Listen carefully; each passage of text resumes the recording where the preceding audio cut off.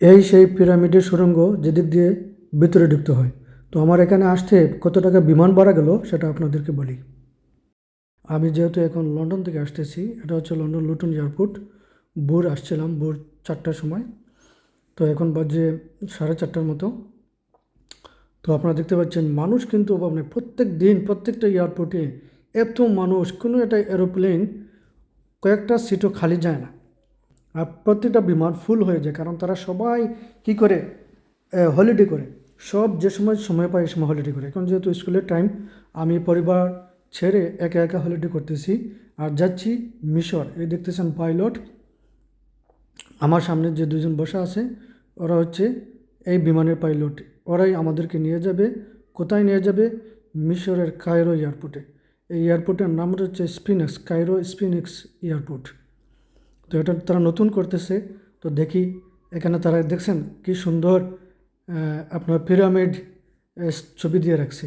তো আমি কিউ লাইনে দাঁড়াইলাম, তারপর নিচে গেলাম বিমানে ওঠার জন্য। এখন যাইতেছি, বিমানটা দেখতে পাচ্ছেন, এটা হচ্ছে উইজ এয়ার লোকাল ফ্লাইট তারা দেয়, এবং এটা মোটামুটি সস্তা থাকে প্রাইস। আপনি যদি আগে টিকিট ক্রয় করেন তাহলে অবশ্যই আপনি 100 থেকে 150 পাউন্ডের ভিতরে লন্ডন থেকে কায়রো রিটার্ন পেয়ে যাবেন। আমি কিনছিলাম 107 পাউন্ডে রিটার্ন টিকিট। ডলার হিসাবে হয় $115 সামথিং এরকম হবে। তো আমি এখন উপরে উঠে যাচ্ছি। তো সিঁড়ি বেয়ে উপরে উঠলাম। উইজিয়ার এবং লুটন এয়ারপোর্টটা আবার আপনাদেরকে দেখাই। তো আপনারা দেখতে পাচ্ছেন যে পুরো বিমানটা মোটামুটি বড় আছে, 230 থেকে 40 জন প্যাসেঞ্জার ক্যারি করে। আমার সিটটা পড়ছিল মধ্যখানে। তো এখন আমি কায়রোতে ল্যান্ড করলাম। আমি কায়রো বিমানবন্দরে চলে আসছি, কোনো সমস্যা হয় নাই, আলহামদুলিল্লাহ।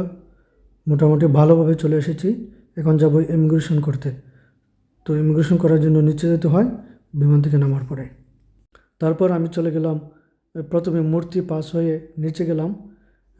আপনার ইমিগ্রেশন করতে হবে, এখানে একটা ফর্ম দিল, ফর্ম ফিল আপ করলাম, কোথা থেকে আসলো, নাম ঠিকানা এরকম, পাসপোর্টের নাম্বার। তারপর লাইন দাঁড়াইলাম, এখানে ইমিগ্রেশন ভিসা চেক করবে। আমি যেহেতু অনলাইনে আগেই ভিসা নিয়ে গেছিলাম, এই ভিসা আমার জন্য 25 পাউন্ড তারা চার্জ করছিল।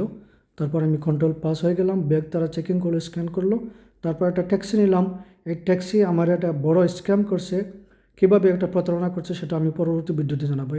তো এখন দেখা যাচ্ছে মিশরের পিরামিড, স্বপ্নের সেই পিরামিডের সামনে এসে গেলাম।